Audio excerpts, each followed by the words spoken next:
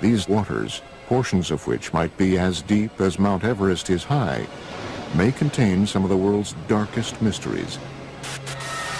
You are seeing an unidentified flying object. It is not a hoax. It is real. The film was taken by Leland Hansen while filming Catalina Island from a helicopter. In recent years, escalating reports of unidentified submerged objects, or USOs, flying into and out of the channel have caused great concern to local residents and researchers. The whole area here is just a huge hotbed of UFO activity. I've uncovered probably 200-300 cases of UFOs flying over the mountains and over the water here. It's just a huge hotspot. Preston Dennett is the author of UFOs over California. He has been investigating USO activity in this area for almost 20 years. Actually, there was a huge wave of sightings over the Santa Monica mountain range on June 14, 1992. The witnesses counted a total of about 200 objects. What's interesting about this case is these objects came from below. Normally when someone sees a UFO, it comes out of the sky like a star. They see a star-like object and it comes swooping down. These came from below to above. June 14th, 1992, 10:24 p.m. For almost 2 minutes, the waters of the Pacific Ocean explode with light as hundreds of bright, disc-like craft are witnessed flying out of the water together. Similar to other reports of USOs exiting the water, these craft emerge from the Pacific in almost complete silence. They reportedly hover for a moment before bursting into space. Reports of this incident were phoned into local police departments as far away as Malibu. The following is an actual call that was placed on that day. Monster Sheriff Station. Did anyone report anything strange tonight? Can you be a little more specific? Strange, Lights. Lights? Yes. What exactly happened to you? I'm ashamed to tell you because I think you're going to think I'm crazy. We saw what we thought was a bright light up in the sky. Okay. We could hear it. It wasn't a helicopter. I'm telling you, I have never been more frightened in my life. According to Dennett, the incident was also reported to the U.S. Coast Guard sector in Long Beach, which ultimately declined the search request. This 1992 event was the second in Los Angeles in 3 years. On the dark, foggy morning of February 7th, 1989, scuba divers, boat sonar systems, and people on the shore witness a long, dark, unidentified craft dive out of the Pacific. For about 90 seconds, the USO rests just above the surface before emitting about a dozen smaller, fast-moving objects. 60 seconds later, the craft dives back underwater. Its last reported sonar heading was south toward the Santa Catalina Channel before it disappeared. And it involved dozens of objects which were seen off the coast of Marina del Rey. On occasion, some of these craft would emit smaller craft, about 20 feet in diameter. And these were seen moving underneath the surface of the ocean, and they were coming in and out of the water. As the 1947 incident at Roswell sparked worldwide curiosity about flying saucers, these events near Los Angeles have sparked a current wave of research into the capabilities and threats of so-called USOs.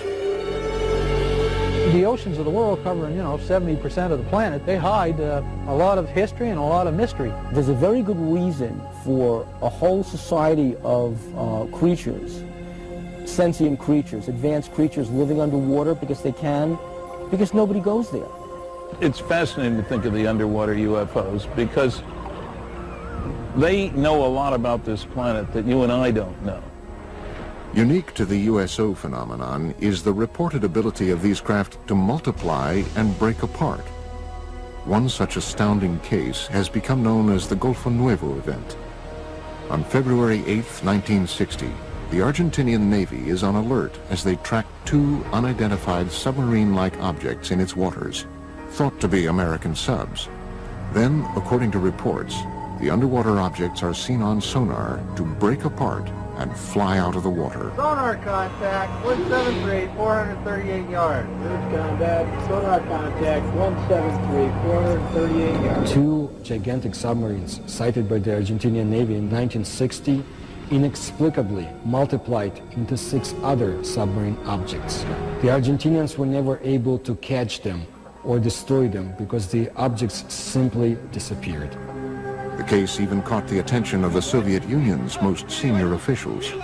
Nikita Khrushchev, who was the leader of the Soviet Union at the time, was so much intrigued by the whole story that he sent his diplomatic attaché in Buenos Aires to find out what's been going on. While some researchers contend that these reported cases might be nothing more than military submarines firing torpedoes, others argue that submarines were not capable of firing 6 or more objects in 1960. Late USO researcher Ivan T. Sanderson's 1970 book, Invisible Residents, was the first to analyze the USO phenomenon. He reports on another remarkable example of USO behavior. In March 1963, the U.S. Navy submarine exercise is progressing as planned 100 miles off Puerto Rico. Suddenly, one Navy sub abruptly breaks from its assigned route after picking up an unidentified object traveling at speeds in excess of 150 knots. The submarines are astonished by the depth at which the unidentified craft is moving, 20,000 feet underwater. It gave the acoustic signature of a single propeller type of motion through the water, and it was tracked at depths down to 20,000 feet, whereas a typical crush depth for a submarine would be 7,000 feet. So this thing, whatever it was exceeding the technical capabilities of submarines at that time and even today. The vessel is tracked for almost 4 days by the entire carrier group. The object would reportedly propel away at impossible speeds and then stop and rest, allowing for continued tracking by the Navy. Reports about this event were sent back to Sinclair Fleet Headquarters in Norfolk, Virginia. However, an official determination into what was seen on sonar that afternoon was never made. But according to reports, the Navy lost track of the craft after midnight on the 4th day. It was never picked up on sonar again. Nobody advanced a theory as to how something could move that fast. We have reports of USOs going into and out of the water, but we don't have any of the technical data. Flying saucers that are above the ground, people see them.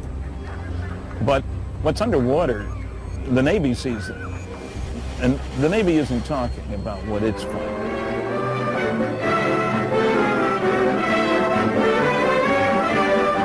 Inflating an immense balloon aboard the USS Norton Sound, the Navy prepares for further study of the elusive cosmic rays somewhere in the Pacific. That's the news. A secondary consideration clears up the mystery of the so-called flying saucers. For it is these monsters which rise 19 miles and attain diameters of 100 feet that have been mistaken for the apparitions called flying saucers. At great altitudes, they tell us, these elongated enormities flatten out like plates. Mystery ended.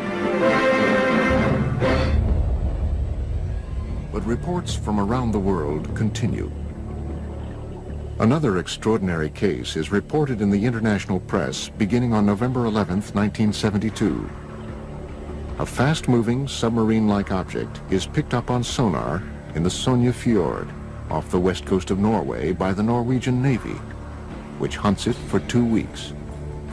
A fleet of surface ships and specially equipped sub-hunter helicopters are assembled to find the object. On November 20th, 1972, the USO is seen visually for the first time. It was described as being a massive, silent, cigar-shaped object. A Navy ship promptly fires its guns and torpedoes at the craft. Some ship actually saw it on the surface and fired at it, but it dived, and then they started dropping depth charges. Although all the articles treat this as a submarine, the fact of the matter is nobody was able to identify it as a submarine. After tracking the object for almost 2 weeks, the Navy devises and executes a plan to blockade the fjord and trap the USO. They tried to seal off this fjord so nothing could get in or out. Nevertheless, after 14 or 15 days, this thing disappeared. So that may mean that this object, whatever it was tracked by the Navy, was not a submarine at all, but an unidentified submerged object. Coming up, did Christopher Columbus and his crew witness USOs flying into and out of the Atlantic on October 11th, 1492? One of the earlier cases comes all the way back from the day before Columbus Day in 1492, before there was a Columbus Day. And it happened on the Santa Maria.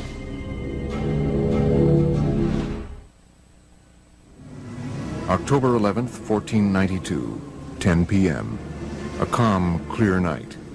Christopher Columbus and his crew move slowly across one of the deepest ravines of the Atlantic and through the Bermuda Triangle. Below them is almost 4 miles of water. Suddenly, unearthly lights are seen flashing across the bottom of the ocean. One of the earlier cases comes all the way back from the day before Columbus Day in 1492, before there was a Columbus Day. And it happened on the Santa Maria. This person's name was Gutierrez. And Gutierrez was on the Santa Maria with Christopher Columbus and noticed an object rising out of the water, a disc-shaped object. A great flash of light with a level of brilliance unlike anything known at the time suddenly erupts from the sea to the sky, startling Columbus and his crew of 120 aboard the 3-ship Spanish fleet. In less than 5 hours, they would discover the New World. Christopher Columbus maintained a log in the ship. It describes what could be interpreted as a UFO event. They saw, in the description given in the logbook, the flickering of a wax candle going up and down in the night. It couldn't have been a campfire on ground because it was beyond the horizon. This possible USO incident is more than just legend and lore. For the first time ever, original text from Columbus's log has been made available to the History Channel by archivists at Fordham University, custodian of a rare handwritten copy of the journal. The October 11th, 1492 sighting was not an isolated occurrence. Over the 2-month journey, Columbus's log exhibits a consistent pattern of cryptically reported peculiar incidents, including unexplained sightings and unusual events in outer space. The following is from an entry on September 10th, 1492, the halfway point of the voyage. The crew of the Nina stated they had seen a garajo and a water wagtail, but these birds never go farther than 25 leagues from the land.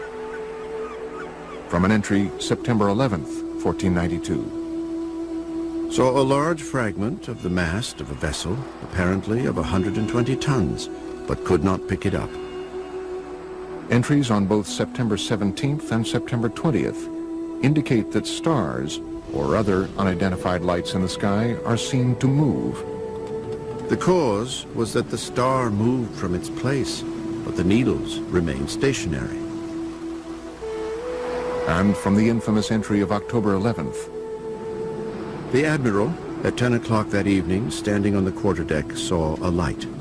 Calling to Pero Gutierrez, he told him he saw a light and bid him look that way, which he did and saw it. The Admiral again perceived it once or twice, appearing like the light of a wax candle, moving up and down. Is it possible that these strange events, recorded during the most fabled nautical journey in history, were the result of otherworldly vessels tracking Columbus's fleet? Some suggest, however, that any interpretations or rationalizations that might be gleaned from Columbus's log are not the whole truth. If Christopher Columbus saw a strange thing come out of the water, fly around his ship, and then take off, would he have told anybody about it? They'd have locked him up in the brig instantly. The guy's crazy, because things can't do that.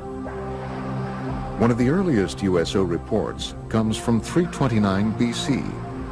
After witnessing what he described as shining shield-like objects flying into and out of the Jaxartes River in India, Alexander the Great was so convinced that he witnessed otherworldly vessels, he spent the final 6 years of his life searching for evidence of these objects in a diving bell, believed to be the world's first submarine.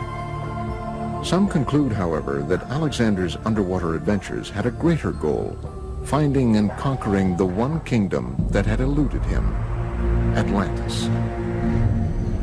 Well, Atlantis first enters literary history in the philosophical dialogues of Plato. These are the Timaeus and the Critias. The gods, bothered by the attitude of the Atlanteans, decided to destroy Atlantis. In one day and one night, they destroyed it with a cataclysm, and it sank. To this day, researchers continue to speculate about Atlantis as a hub of USO activity.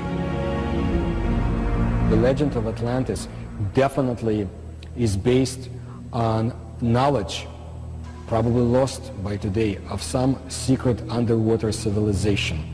Atlantis's supposed location in the Mediterranean would have provided USOs a convenient position from which to monitor human civilizations and their shipping routes to and from Asia Minor, Rome, and Athens. The Mediterranean was the cradle of ancient civilization. The Phoenician traders traveled back and forth between the Middle East and Greece across the Mediterranean. If there were a culture of either aliens or original inhabitants of planet Earth who wanted to seed the planet, to seed humanity with myth, the Mediterranean is a natural base for them to set up an underwater facility.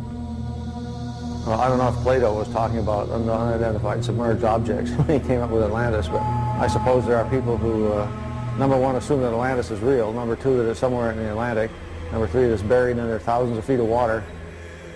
The ancient Athenians, however, were not the first to record stories of unidentified objects in the oceans.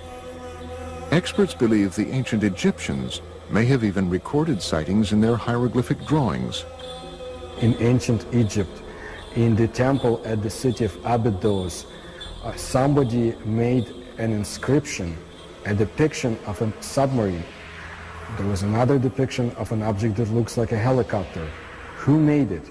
How did the ancient Egyptians know about it? We have no idea. One of the earliest European cases is a series of reported English sightings in the 11th century. One of the oldest cases I have on the site goes back to the year 1067. It has to do with this people in the countryside seeing something flaming in the sky that came down to earth, lit up the countryside, and then went up again, and then into the sea. Carl Feint has been researching USO phenomenon for almost a decade. His internet site, waterufo.net, has an archive of over 900 current and historic USO reports. According to Feint, one of the 20th century's first cases was reported in detail in the Philadelphia Inquirer on August 1st, 1904. A British cargo ship, the Mohican, en route to Philadelphia was, according to the paper, enshrouded in a strange metallic vapor which glowed like phosphorus. I have found out recently that that case is a heck of a lot more detailed and scary than originally shown. The captain and the crew confirmed that an object came across the ocean, a cloud, approached the ship, and it was glowing. Not a meteor, going straight down, just coming across the sea. As it came towards the ship, the captain was trying to distract the crew to get them to do something different, you know, and get over the fear. They couldn't move anything while the cloud was around the ship. The Inquirer further reports that during the event, the ship's compass revolved with the speed of an electric motor, and the sailors were unable to raise pieces of steel from the magnetized decks. The story goes on to quote the Mohican's Captain Urquhart, who confirms that the account is vouched for by every man of the crew. But perhaps the most astounding USO-related event, according to experts, is a Canadian case from 1967. The Shag Harbor case is the most important USO case in documentation. The UFO moved underwater to a different point. A second UFO joined it. Coming up, we visit Shag Harbor, Nova Scotia on the 38th anniversary of this crucial USO incident. On October the 4th, 1967, that's where the lights was, right behind me on the water.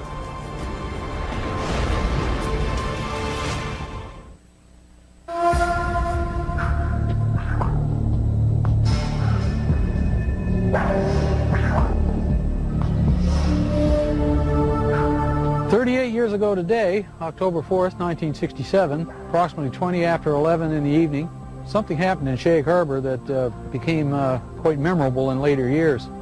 The night of October 4th, 67 has become known as the night of the UFOs among many UFO researchers.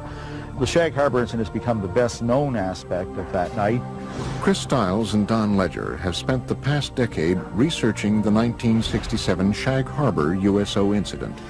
The case, widely reported throughout Canada at the time, had been largely forgotten in subsequent years. Their 2001 book, Dark Object, reopened the case, shedding new light on the many reported USO events of that night and the weeks following. The reason that the Shag Harbor incident came to the forefront and kind of eclipsed the importance of the other sightings from the night of the UFOs is simply the fact that it's the one case where something came down out of the sky and crashed into the water. You know, it made a noise, it made a flash. It's also unique in the sense that nobody reported a UFO. Several calls came in very quickly to the nearby Royal Canadian Mounted Police Detachment, and those reports said simply that people had seen lights or perhaps an aircraft had crashed into the waters of what they called the Sound. The interest and the concern was totally for the possibility of survivors. Nobody reported a UFO.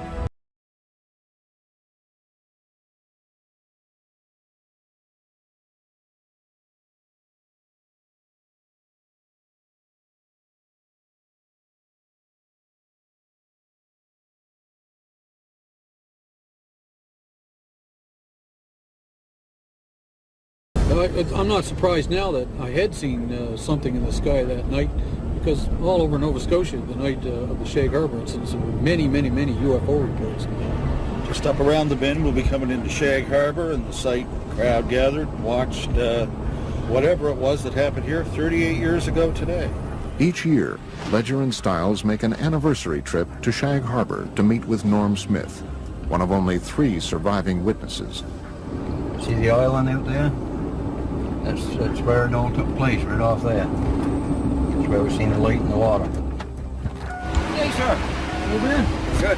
Wow. How are you? Same old, that's good. The 3 of us stood on the lawn watching the lights. Eventually it started going, it looked like it was moving to us, and then on a downward slope towards the ground. We thought it was a plane crash. So we jumped in the vehicle in my old man's car and my uncle's, and we went up to this spot right here by the Irish Moss plant. And when we got here, there was probably 10, 12 other people. We watched the lights on the water for a period of 2 or 3 minutes, and then the lights disappeared. What happens next is indisputable. Before midnight on Wednesday, October 4th, the Royal Canadian Mounted Police officers who witnessed the event from the shoreline searched the water on boats until 3 a.m. with the help of several local fishermen, including Norm Smith. At noon on Friday, October 6th, Canadian Navy divers from Halifax arrive and search the area through the weekend. Eventually, 7 divers were dispatched from the Fleet Diving Unit in Halifax and taken down to Shag Harbor. The search effort continued through all the daylight hours of Saturday and Sunday, and by Monday morning that search was officially terminated in Ottawa, and they just simply state unidentified flying object and circle it and underline it. According to government reports, the object travels from the south to the north along the Nova Scotia shoreline. At one point, it stops and hovers. Then at approximately 11:20 p.m., it enters the water at a 45-degree angle, 300 yards offshore. Directly behind me where we seen the lights, right at Bomb Portage Island, directly behind me. When the Royal Canadian Mounted Police officers that had responded to the call arrived at the shoreline of Old Highway number 3, the UFO was still moving upon the surface of the water. The object also appeared to be leaving a trail of dense yellow foam. In the weeks following October 4th, the story becomes even more mysterious. The case is front-page news across Canada, and as Ledger and Stiles report in their book, in the days just prior to the Canadian military's official classification of this incident as a UFO event, a second craft enters the waters of Nova Scotia to rendezvous with the first craft. Then this thing resumed its headway back down this way at about 4,400 miles an hour and came down through through northern New Brunswick, right down over the Bay of Fundy, across the southwestern tip of Nova Scotia, across this way, and went down in the water here. Authorities already knew the object was no longer there, that it had moved under the water and had come to rest on the seabed. It sat there for almost a week, right to the hour. And after that time, it began moving under the water to the Gulf of Maine with the aid of a second craft that was helping repair it. And the two of them broke the surface of the water and flew away out over the Gulf of Maine. Interestingly enough, there is a second report of a sighting 1 week in Shag Harbor of two sets of lights, one orange, one yellow, leaving the water and flying away. This case continues to inspire debate and continued research into the events of October 4th, 1967. There are a large amount of primary documents that support interpreting Shag Harbor as a crash scenario of a UFO. And in one of the paragraphs, it actually says a preliminary investigation has been conducted, and it has been discovered that this object is not the result of a flare, float, downed aircraft, or in fact any known object. I didn't know then, back 30-odd years ago, I didn't know whether it was a UFO or what it was. But nobody will ever make me believe that there was nothing there, because it was. Coming up, seen for the first time, video evidence of what might possibly be a USO emerging from the waters of Laguna Cartagena in Puerto Rico. And they are coming towards Laguna Cartagena. And later, a University of California scientist reveals that supersonic speed by deep-sea UFOs is not only scientifically possible, but likely. A region with perhaps the longest legacy of USO activity is the area around Puerto Rico.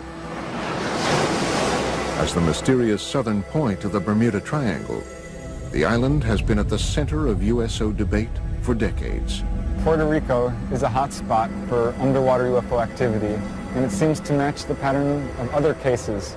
Puerto Rico is considered in all of the Americas to be the place where there's the greatest number of USO sightings. Members of the Puerto Rican-based ufology group, Project Argus, agreed to lead a tour of some of the island's more notable USO-related areas.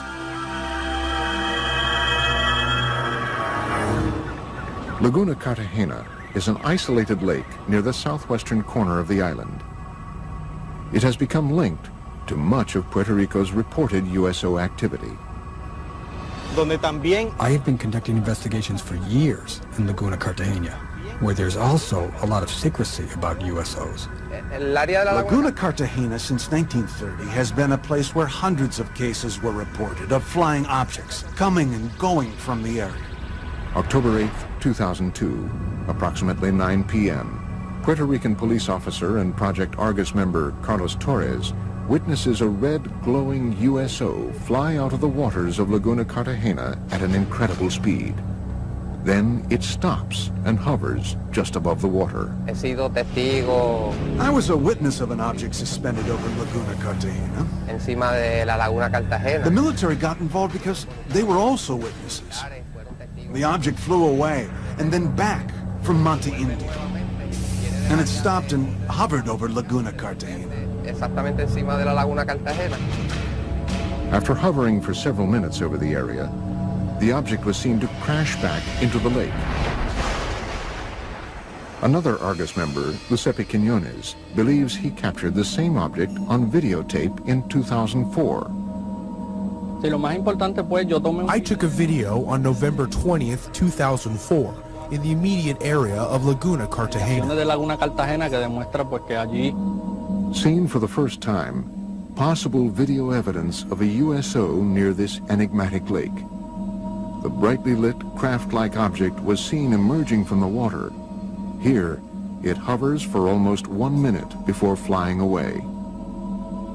In the mid-1990s, several attempts to disprove the USO activities were made, despite hundreds of witnesses that said they saw lights going in and coming out of the water. They have been seen all over Puerto Rico. Specifically, the most mentioned places are Laguna Cartagena and Route 303. The region of Lajas, through which Route 303 runs, has been another source of significant USO and UFO reports, including a possible 1997 crash on Monte Indio that left behind a scorched earth impact zone and many unanswered questions. In May 5, 1997, a UFO crashed there, burned many lands on the top of the mountains, and there was federals that night, and they obtained something that we don't know, a UFO. After this 1997 incident, local government officials began to take USO and UFO reports more seriously.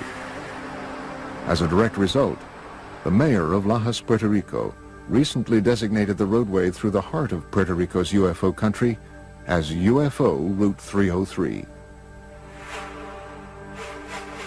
But for now, other USO-related events around the island are far more pressing for experts. In the hills around Lajas, a mysterious government aerostat, a tethered balloon-borne radar, is frequently launched up to 3 miles in the air, ostensibly to monitor air traffic and weather. However, USO researchers believe the balloon's real function is actually covert, to observe and record UFO and USO activity. There was a government document in the legislature where a secret investigation was conducted. Not public, but secret, about the USO events in the waters. But the document states that they do not pose any danger to humanity. The volume of USO reports from around this small island have prompted many to speculate that the deep waters directly below the southern tip of the Bermuda Triangle, just offshore, conceal more than USOs. Experts and researchers from around the world believe they possibly obscure a major USO base as well. It is suspected that there's a base between La Paguera in an area near Cabo Rojo. It is also supposedly very deep and cavernous, and it goes as far as Laguna Cartagena. The motive for them coming in and out of the water is so that they are able to enter in one area and come out in a different area in the underwater basins. Could all of these events simply be tied to local mysticism, or perhaps the cultural sway of the Bermuda Triangle? In Puerto Rican culture, the majority of the people here, even though they talk about the Chupacabra and the Bermuda Triangle, they do not believe in any of this. Or is there possibly something more? It's a reality. The USOs in Puerto Rico are real. There are hundreds of testimonies and witnesses. It's all real. I think that the UFO phenomenon is real. Here in Puerto Rico, there have been hundreds of cases. That is a reality. Coming up, possible photographic evidence of a USO exiting the waters of Gulf Breeze, Florida.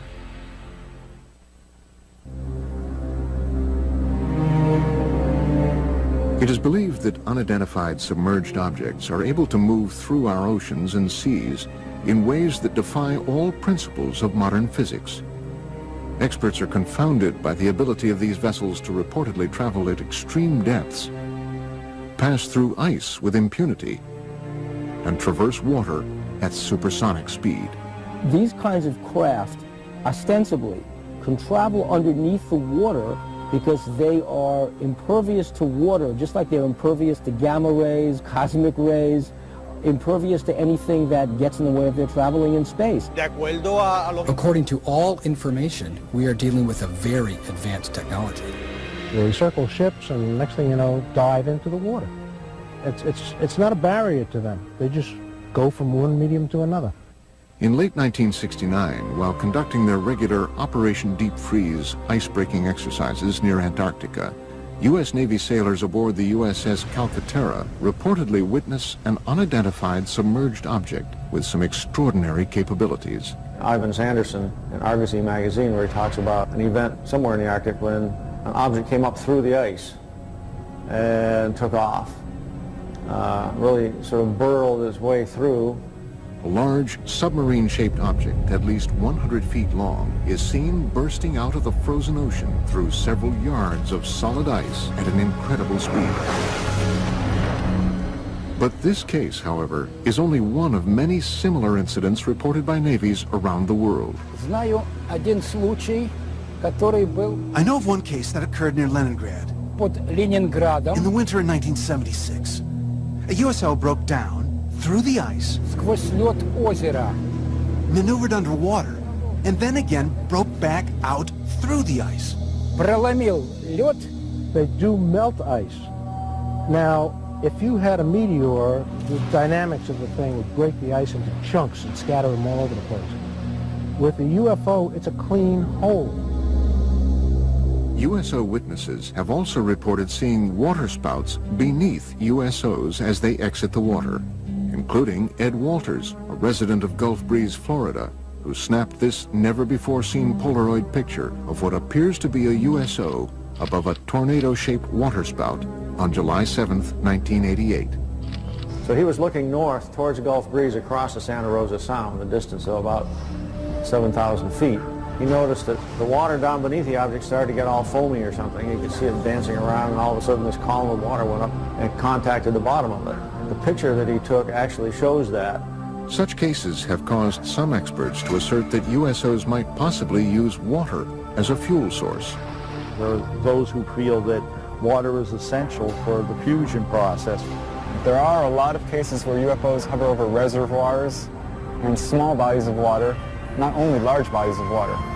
It does seem to be some evidence that they can use water to help their craft in some way. They may use water as a fuel. When these cases where they talk about objects hovering over the water and seeming to suck water up in, certainly sounds like they need a big drink or something to keep going. Modern scientific theories abound about how USOs developed the ability to propel themselves through water with great efficiency. Researchers envision everything from massive jet-like propulsion systems to frictionless bubbles that cocoon the objects. So the engines wouldn't be engines as you and I would imagine engines. They would be generators, generating a magnetic force, creating a magnetic envelope around the craft that repels the Earth's natural magnetism, hence allowing them to accelerate, decelerate, climb, fall, and navigate through the water. By exerting forces at the surrounding fluid, seawater, nice electrically conducting fluid, you control the drag, you control the flow, the speed, the lift. You can get around all the problems of high-speed motion under the water. A magneto-aerodynamic system would work similar to the electromagnetic submarine that was successfully tested. An electromagnetic submarine was in fact built and tested by the University of California, Santa Barbara in the mid-1960s. It took advantage of saltwater's natural ability to conduct electricity. The first successful test of an electromagnetic propulsion system was conducted on Earth in 1966, when this electromagnetic submarine was first demonstrated. This electromagnetic submarine moves through the water as a result of electromagnetic forces. It has absolutely no moving parts. The principle here is that seawater is an electrically conducting fluid. You push against the seawater by Newton's laws, elementary physics, it pushes back, and off you go. Is it possible that USOs take advantage of this natural capability of our oceans to reach supersonic speed? Water is a great magnetic conduit. In fact, if they were traveling using a process called diamagnetism, which is a weak repellent force, then water would enhance that force, which would explain why these craft are able to navigate in water so well. One researcher theorizes that USOs might move rapidly through the water and avoid catastrophic damage using the same principles as a common light bulb. UFO is the filament in this particular case, and the bulb is the field, and that protects the UFO. It keeps the water from coming onto it when it goes in. They move it, though, and it never touches the UFO. And that can be achieved by creating so-called supercavitating bubble around the whole object. In that way, whole object travels together with a bubble of water vapor. Marco Princivac is a professor of mechanical engineering at the University of California, Riverside. He devised an experiment for the History Channel demonstrating the physics behind possible supersonic movement through the water. Basically, the only thing that you can play with is a shape of a vehicle. And it will deviate from standard shapes of a submarine. To demonstrate how different shapes can produce the conditions for supersonic underwater travel, Princivac and his team force an underwater current along with green dye and high-powered lasers around different submersed objects. So if we have something called a streamlined body, we see that fluid flows undisturbedly around that body. This red streamlined object represents the perfect shape for a fast-moving underwater vessel.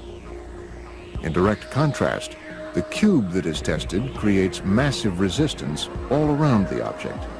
A good shape for an underwater supercavitating vehicle would be something similar to a return capsule of Soyuz or other space missions. The laws of earthly physics change dramatically underwater.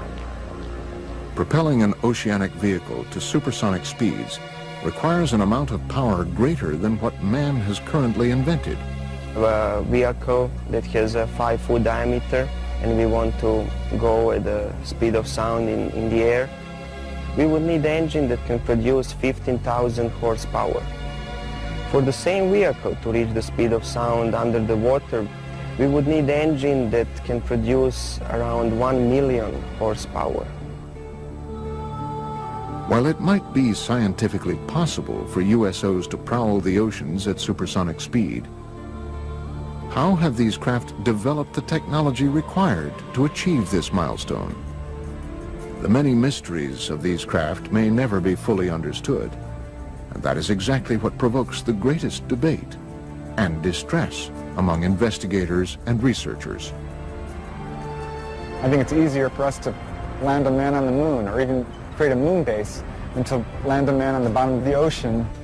If they're hostile and have come here to conquer Earth, they would have done it 1,000,000 years ago. We might be their creations for all we know. The Earth is conquered, we work for them.